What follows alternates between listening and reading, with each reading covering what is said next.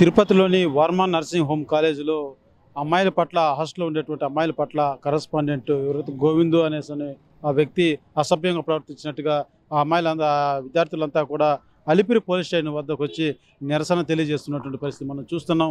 ఆ పైన ఉన్న వాళ్ళంతా కూడా స్టూడెంట్స్, అక్కడ చదువుకునేటువంటి అమ్మాయిలే. వీళ్ళు రాత్రి టైంలో నిద్రిస్తున్నట్లో ఎవరైతే ఆ గోవింద్ అనే కరస్పాండెంట్ వెళ్ళి అసభ్యంగా వీళ్ళతో ప్రవర్తించడంతో వాళ్ళు వాళ్ళ అలిపిరి పోలీస్ స్టేషన్ వద్దకు వచ్చి మాకు న్యాయం చేయండి, ఈ రకంగా మమ్మల్ని వేధిస్తున్నాడు అంటూ కూడా తెలియజేస్తున్నారు. ఒకసారి మనతో పాటు ఆ విద్యార్థులు ఉన్నారు, ఏం జరిగిందో ఒకసారి వాళ్ళని అడిగి తెలుసుకునేటువంటి ప్రయత్నం చేద్దాం. ఏమ్మా, ఎప్పటి నుంచి ఈ రకంగా హరాస్మెంట్ పాల్పడుతున్నాడు, ఎప్పటి నుంచి జరుగుతుంది? కాలేజ్ స్టార్టింగ్ నుంచే సార్. ఆ సార్ సీక్రెట్ గా మందు తెచ్చుకోవడం, తాగడము, దానికి మమ్మల్ని వాటర్ బాటిల్ తెమ్మని చెప్పడము, మేము డిన్నర్ చేసే టైంలో ఆయన మా ముందరే తాగుతుంటాడు సార్. అలాగా లేదంటే కొన్నిసార్లు ఆమె కీప్ని తెప్పించుకుంటాడు సార్. ఆయన అలా మెయింటైన్ చేస్తూ ఆమెతో మాట్లాడుతూ ఉంటాడు సార్. మాకు ఫుడ్ పరంగా కానీ ఏమైనా అడిగితే మాత్రము బాగానే ఉంది తినండి అంటారు సార్. నైట్ ఫుడ్ తీసుకొచ్చి మార్నింగ్ పెట్టినా కూడా అది బాగానే ఉంది, నేనైతే 2 ప్లేట్లు తింటాను అని చెప్పి అలా చెప్తారు సార్. కనీసం ఎడ్యుకేషన్ పరంగా అయితే మాకు ఒక టీచర్ కూడా సరిగ్గా లేదు సార్. వాళ్ళు ఏదో వస్తారు సార్, 1 అవర్ చెప్తారు సార్, ఏం చెప్తారో వాళ్ళకే తెలియదు సార్. చెప్పి అటు వెళ్ళిపోతారు సార్ వాళ్ళ శాలరీ కోసం వచ్చి. ఇంకా వార్డెన్ అంటారు సార్. అసలు గర్ల్స్ ఉన్న హాస్టల్లో ఖచ్చితంగా వార్డెన్ ఉండాలి సార్. నైట్లో ఏమవుతుంది ఏ అమ్మాయికి ఏమవుతుంది తెలియదు కదా సార్. కానీ మాకు వార్డెన్, మేము జాయిన్ అయిన స్టార్టింగ్ నుంచి వార్డెనే సరిగ్గా లేదు సార్. మాకు ఆ వార్డెన్ ఎవరిని పెడతారు సార్, ఒక 1 మంత్ ఉంటుంది సార్, వెళ్ళిపోతుంది సార్. వాళ్ళు పర్సనల్ ప్రాబ్లమ్స్ వస్తే ఆయనకే చెప్పుకోవాలి సార్. సార్ మాకు ఈ విధంగా పర్సనల్ ప్రాబ్లమ్ సార్ అంటే, ఏం ప్రాబ్లం నాకు చెప్పు, ఓపెన్గా చెప్పు, చెప్తేనే కదా నాకు అర్థమవుతుంది అని చెప్తాడు సార్. ఆయనకి ఎలా చెప్తాం సార్? తండ్రి వయసున్న అతనికి ఇంట్లో మన నాన్నకన్నా చెప్తామా సార్? అలాంటిది అతనికి చెప్పమని చెప్పి అడుగుతారు సార్. ఆ అమ్మాయిని కూడా మిడ్ నైట్ సార్ 11:30కి అలా వచ్చి మేము నిద్రపోతూ ఉన్నాం సార్. ఆ పాపని కిందకి తీసుకోబోయి మీరెవరు బయట రావద్దండి, నేను పిలిచినప్పుడే రండి అని చెప్పి సీనియర్ అక్క వాళ్ళ రూమ్కి గడిపెట్టారు సార్. ఫస్ట్ మళ్ళీ వాళ్ళు ఏమైనా అనుకుంటారని చెప్పి గడిది వేసి సీనియర్ అక్క వాళ్ళ రూమ్ నుంచి ఆ పాపని కిందకి తీసుకెళ్ళాడు సార్ ఆఫీస్ రూమ్లోకి. చాలాసేపు అయింది. అక్క వాళ్ళు ఫోన్ చేసి, సార్ మంచివాడుగా వచ్చిన లాస్ట్ టైం కూడా ఇలానే జరిగింది, ఒకసారి మీరు వెళ్ళి కింద మీ క్లాస్ అమ్మాయికి ఏం జరుగుతుందో చూడండి అని చెప్పారు సార్. 3 అమ్మాయిలు కిందకి వాటర్కి వెళ్ళారు సార్. వాటర్కి వెళ్ళి చూస్తే ఆ సారు ఆ పాపని నైటీ బట్టి లాగుతున్నాడు సార్. ఒక 50 years ఉంటుంది సార్, తండ్రి ఏజ్ కదా సార్. ఎప్పుడు కానీ నేను మీ నాన్న లాంటి వాడిని అని చెప్తాడు సార్. అలాంటిది ఆయన నైటీ బట్టి లాగి ప్రైవేట్ పర్సన్ టచ్ చేసి ఎలా పడితే అలా అసభ్యంగా బిహేవ్ చేశాడు సార్. మేము అడిగితే ఎక్కడ మా మీద తిడతాడు అనేసి మేము ప్రెస్కి చెప్పేకాడికి, నేను అలాంటి వాడిని కాదు సార్, నేనేం చేయలేదు, అమ్మాయిలు అలాంటి వాళ్ళని చెప్పారు సార్. ఆ పిల్ల రిక్వెస్ట్, ఆ పాపని బ్లాక్మెయిల్ చేశాడు సార్. అసలు అడుక్కునే సార్, ప్లీజ్ సార్ అలా చేయొద్దండి సార్, ప్లీజ్ సార్ అడుక్కున్నా కానీ సార్ ఆ పాపని లాగి మరి హగ్ చేసుకోవడము. నన్ను హగ్ చేసుకుంటే ఏమి నీకు నచ్చట్లేదా, హగ్ చేసుకో, అంత అసభ్యంగా ఉందా, నన్ను హగ్ చేసుకో. అక్కడ ఉన్న ఆడపిల్లలు అందరితో కూడా ఇదే రకం ప్రవర్తించేవాడా? అలానే బిహేవ్ చేశాడు సార్. మేము వెళ్తే పై నుంచి కింద దాకా చూస్తాడు సార్ అమ్మాయిల్ని. మేము వెళ్ళామంటే సార్ ఏ డ్రెస్ లో ఉన్నా సార్, మిడ్-నైట్ 11కి ఏం సార్ ఒకసారి వచ్చేది రూమ్ లోకి. ఎట్లా వస్తారంటే తెలియదు సార్. హాస్టల్లో ఉంటారంటే ఏ టైం కంటే ఆ టైంకి వచ్చి లైట్స్ వేసేసేది, ఏమి మీరు ఇట్టున్నారు అట్టున్నారు అని చెప్తారు సార్. డ్రింక్ చేస్తాడు సార్ కాలేజీలోనే. పనులన్నీ మా దగ్గరే చేపించుకుంటారు సార్. చపాతీలు చేసుకుని అవన్నీ కూడా మా దగ్గర చేపించుకుంటాడు సార్. అంటే లెక్చరర్స్ కరెక్ట్గా రారు సార్.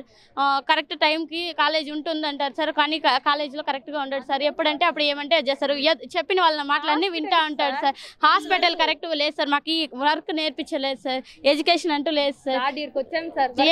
ఏమి చెప్పనంటా అన్నారు సార్. ఏమన్నా అడిగితే మీకు చేసే ఏర్పాట్లన్నీ మేము చేస్తామని చెప్తారు సార్. కానీ ఇంతవరకు చేసిన ఏర్పాట్లు అయితే లేదు సార్. ఫీజుల కోసం ఎక్కువ టార్చర్లు ఇచ్చేస్తారంటారు సార్. అసలు కట్టుతాం సార్. ఇప్పుడు పేదవాళ్ళు ఉంటారు, కొంచెం ధనికులు, అట్టంతా చూస్తలేదు సార్. ఎప్పుడు ఫీజు ఎప్పుడు ఫీజు కట్టలేదంటే అప్పుడు సతాయిస్తారు సార్. కరెక్ట్గా ఫుడ్ అనేది టైం టు టైం పెట్టలేదు సార్. ఇంతవరకు ఫుడ్ కరెక్ట్. ఎంతమంది ఉంటారు మా హాస్టల్? ఎంతమంది అమ్మాయిలు ఉంటారు? 100 members ఉంటారు. ముందు నుంచే జరుగుతాను సార్, కానీ ఎవరు ప్రూఫ్ లేదు కాబట్టి మాట్లాడలేదు సార్. ఇప్పుడు నైట్ అయితే చూస్తున్నారు కాబట్టి ఇప్పుడు యాక్షన్ తీసుకుంటున్నాం. ఎస్ఐ సార్ డిమాండ్ అయింది సార్. ఆ సార్కి చెప్పాము సార్ ఏం జరిగిందో అనేసి. యాక్షన్ తీసుకుంటాను, సార్ని అరెస్ట్ చేస్తాను అని చెప్పాడు సార్. 3 months అరెస్ట్ చేస్తాము అని చెప్పాడు సార్. ఆ సార్ మాకైతే సార్ వస్తే మేము కాలేజీలో ఉండం సార్, చెప్తా ఉన్నాం సార్. ఆ సార్ అయితే మేము వద్దు సార్, మేము కాలేజీకి కూడా రాము సార్, ఇంటికి వెళ్ళిపోతాం సార్. 100 members ఉన్నాం సార్. మేము వేరే కాలేజీ కూడా జాయిన్ అయిపోతాం సార్. మేము ఈ కాలేజీలో అయితే ఉండం సార్. మా కాలేజ్ అయితే అస్సలు వద్దు సార్. ఈ సార్ వస్తే అస్సలు మేము ఉండలేము సార్. కాలేజీలో చాలా ఇబ్బందులు పడిపోతున్నాం సార్ మేము నైట్ అయితే భయపడ్డాం సార్ మేము. కనీసం వాష్రూమ్కి వెళ్ళడానికి కూడా ఎక్కడి నుంచి ఆ సార్ వచ్చేస్తారనేసి 4-5 మెంబర్స్ వాష్రూమ్కి వెళ్ళాం సార్. భయపడ్డాం సార్. అంత మృగంలా కనిపించాడు సార్ మాకు. అసలు ఆయన ఉన్నదానికి చూసి మేము చూసేసాము. ఆ పాప ఎక్కడ మాకు ఈ విషయం చెప్తుందో అనేసి రూమ్ లోపలికి వచ్చి పడుకోండి, మీరందరూ పడుకోండి, ఎందుకు మేల్కోండి ఈ టైంలో అంటున్నారు సార్.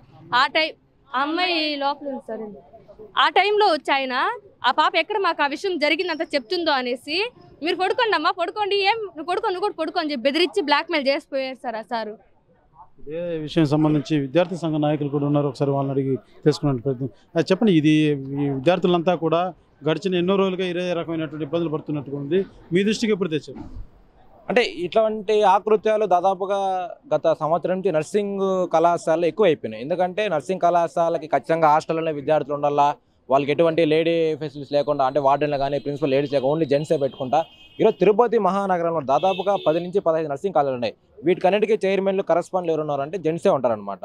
గతంలో నర్సింగ్ కాలేజీలో ఉన్నటువంటి సేవ్ నర్సింగ్ కాలేజ్ కానీ, బాలాజీ నర్సింగ్ కాలేజ్, ఇటువంటి ఆకృతి చాలా జరుగుతున్నాయి. కానీ పోలీస్ అధికారులు కానీ, ప్రభుత్వం కానీ, లేకపోతే వీటికన్నిటికీ పర్మిషన్ ఉన్నవంటే నర్సింగ్ కౌన్సిల్ కానీ, లేకపోతే ఎన్టీఆర్ హెల్త్ యూనివర్సిటీ కేవలము డబ్బుల కోసమే పనిచేస్తుంది తప్ప ఒక విద్యార్థి కఠినమైనటువంటి విద్య నేర్చుకోవాలన్నా, క్రమశిక్షణ కావాలన్నా ఒక నాణ్యమైనటువంటి సంస్థలకు ఇవ్వాలి. కానీ ఈరోజు ఎవరు డబ్బులు కడితే వాళ్ళకి పర్మిషన్ ఇచ్చేయడం వల్ల ఇటువంటి మహిళలపైన అరాచకాలు, ఆకృత్యాలు ఎక్కువ అయిపోతున్నాయి. ఇందులో ప్రధానంగా ఒక మహిళ ఈరోజు నడి రోడ్లోకి వచ్చి నాకు ఇలా జరిగిందని చెప్పి సిగ్గు విప్పి, మనము చూస్తున్నాం సమాజంలో చాలా వస్తున్నాం, ఏ మహిళ అయినా సరే సిగ్గు విప్పి మరీ ఒప్పుకోదు. కానీ ఒక మహిళ రోడ్డు మీదకి వచ్చి నాకు ఇలా జరిగింది, నాకు న్యాయం చేయండి చెప్పి ఈరోజు ఒక మహిళా విద్యార్థిని వచ్చి బయటకు వచ్చి కరస్పాండెంట్ చేసినటువంటి ఆకృత్యాల మీద నోరు విప్పి చెప్తా ఉంది. విద్యార్థి సంఘాలుగా మేము ఒకటే కోరుతూ ఉన్నాం, అయ్యా రాష్ట్ర ప్రభుత్వంలో కూడా ఈరోజు మహిళే ఒక హోమ్ మినిస్టర్గా ఉంది. అమ్మ ఇన్న జరుగుతూ ఉన్నాయి, మీరు గతంలో చెప్పారు, గత ప్రభుత్వం కాదు ఈ ప్రభుత్వం అధికారంలోకి వచ్చిన వెంటనే కూడా మహిళలకు రక్షణగా ఉంటాం, మహిళలకు అండగా ఉంటామని చెప్పారు. కానీ ఈరోజు 70 మంది మహిళలు రోడ్డు మీదకి వచ్చి నాకు సిగ్గు వీడి చెప్తా ఉంటే మీ ప్రభుత్వం ఏం చేస్తుంది, మీ పోలీసు వ్యవస్థ ఏం చేస్తుంది, నిఘా వ్యవస్థ ఏం చేస్తుంది, సిఐడి, సిబిఐ కానీ లేకపోతే ఐడి పార్టీలు ఏం చేస్తున్నాయి, ఈ మహిళలు ఇంత దారుణం జరుగుతుంది అంటే నిన్న రాత్రి దాదాపుగా 11 గంటల 12 మధ్య జరుగుతూ ఉంటే ఈరోజు తెల్లారి 7 గంటల వరకు కూడా బయట రానికొని ఆపాలని చూసుకోరు. కానీ ఏఎస్ఓగా మేము ముందుకు వచ్చి దీన్ని బయటకు తీయాలా, ఎవరైతే మహిళ ఎవరైతే ఇబ్బంది పడిందో ఆ అమ్మాయికి న్యాయం జరగాల, ఎవరైతే ఆకృత్యాలు కారణమైనారో కరస్పాండెంట్ వర్మ గారు ఎవరైతే ఉన్నారో వాళ్ళని అరెస్ట్ చేసి రిమాండింగ్ పంపాలని చెప్పి కూడా ఏఎస్ఓగా డిమాండ్ చేస్తాను. అదేవిధంగా పోలీస్ వ్యవస్థ కానీ, రాష్ట్ర ప్రభుత్వం కానీ ఈ తిరుపతి నగరంలో మరి రాష్ట్ర వ్యాప్తంగా కూడా చాలా నర్సింగ్ కాలేజీలో ఇదే వ్యవస్థ ఉంది. దీనిపైన కఠినమైన చర్యలు తీసుకోవాలి. ఈరోజు పర్మిషన్ ఒక బిల్డింగ్కి ఇస్తే మరో చోట పెడతా ఉన్నారు. బీఎస్సీ నర్సింగ్ సంబంధించి ఒక చోట పర్మిషన్, ఇది కూడా వర్మ కాలేజ్ కూడా రెడ్డి కాలనీలో పర్మిషన్ ఉంటే ఈరోజు నీలమాలోని ఎర్రమెడ దగ్గర వచ్చి కాలేజ్ నడుపుతున్నారు.